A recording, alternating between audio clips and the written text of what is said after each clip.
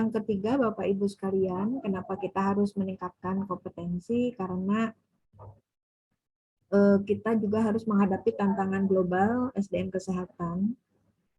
Kita pada masa era VUCA, yaitu satu kondisi dengan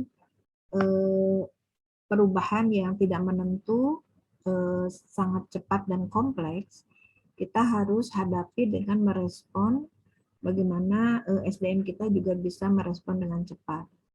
Kemudian yang berikutnya kita pada revolusi industri 4.0 yang harus berpikir artificial, ya, kita juga tidak bisa lepas dari internet, dan juga tuntutan untuk melakukan transformasi digital, ya Bapak Ibu, termasuk di dalam pelatihan. Jadi ke depan itu pelatihan itu akan banyak dilaksanakan dengan pelatihan jarak jauh, ya Bapak Ibu sekalian, dengan kita menyiapkan transformasi digital LMS, Learning Management System, dan juga Bapak Ibu selanjutnya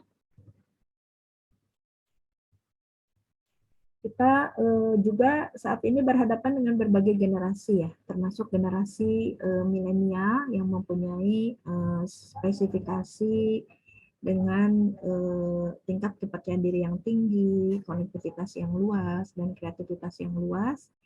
Sehingga ini adalah 3 hal yang menyebabkan mendorong kita untuk selalu mengupdate dan juga meningkatkan kompetensi kita. Itu tadi pertama adalah karena ada regulasi, yang kedua adalah arah pembangunan kesehatan dan termasuk transformasi kesehatan, yang ketiga adalah ada tantangan global.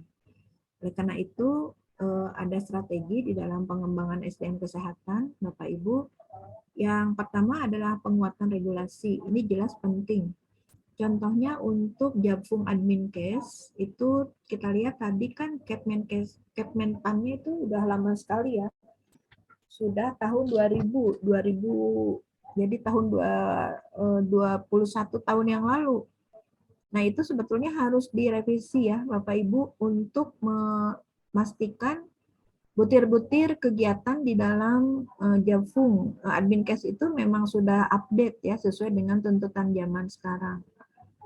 Nah, yang kedua, peningkatan perencanaan. Nah, sekarang Adminkes itu butuh berapa banyak? Sekarang sudah ada berapa? Nah, kalau kurang, kita lakukan melalui diklat, sehingga nanti selanjutnya didayagunakan dan dilakukan pengawasan, sehingga dipastikan seluruh penduduk itu mendapatkan akses terhadap tenaga kesehatan yang berkualitas, sehingga dapat meningkatkan akses pelayanan kesehatan yang berkualitas atau bermutu melalui pengawalan daripada baik jenis, jumlah, dan mutu penyebaran nakes oleh Badan PPSDM Kesehatan. Dengan demikian, Bapak Ibu sekalian, sekali lagi pengembangan kompetensi itu bisa dilakukan melalui pendidikan dan pelatihan. Jadi pelatihan ini memang bisa dilakukan secara klasikal atau non-klasikal, dan dulu sering kita lakukan dengan tatap muka langsung, ya, seperti sekarang Bapak Ibu ada di Bapakes, tapi ke depan pelatihan itu nanti akan lebih banyak ke non-klasikal atau pelatihan jarak jauh, ya Bapak Ibu.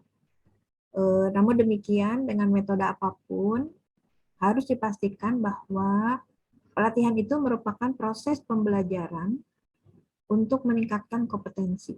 Jadi Bapak Ibu setelah mengikuti pelatihan nih dari kemarin sampai nanti tanggal 30 November, itu harus meningkatkan kompetensi Bapak Ibu sekalian dan meningkatkan kinerja, baik kinerja individu maupun organisasi. Kemudian meningkatkan profesionalisme udah pasti, sehingga bisa menunjang pengembangan karir. Nah, selanjutnya Bapak Ibu, untuk memastikan hal tersebut, maka di dalam pelatihan itu ada rambu-rambu yang harus diikuti, yaitu ada kebijakan pelatihan bidang kesehatan, di mana yang pertama, pelatihan itu harus memenuhi lebih dari 30 JP. Jadi kalau yang Jabfung ini pelatihannya ini cukup lama, ya, 87 JP, sudah jelas bahwa itu memenuhi kriteria. Yang kedua, bahwa untuk pesertanya bisa PNS yang akan menduduki akan masuk ke Adminkes atau yang telah menduduki Javung Adminkes dan atau yang membutuhkan peningkatan kompetensi teknis dalam pelaksanaan tugas. Dan selanjutnya Bapak Ibu, kebijakan dalam pelatihan itu bahwa kurikulumnya harus mengacu kepada yang terstandar dan metode pelatihannya bagi orang dewasa. Sedangkan pelatihannya bisa klasikal atau luring, bisa juga daring atau non-klasikal. Yang pasti pelatihan itu dilaksanakan oleh institusi yang terakreditasi sehingga memastikan bahwa memiliki sarana prasarana yang memadai, kemudian pelatihannya mengikuti manajemen pelatihan yang diawali dengan planning need assessment, kemudian pengusulan kurikulum, kemudian pelaksanaan pelatihan, dan melakukan evaluasi pasca pelatihan.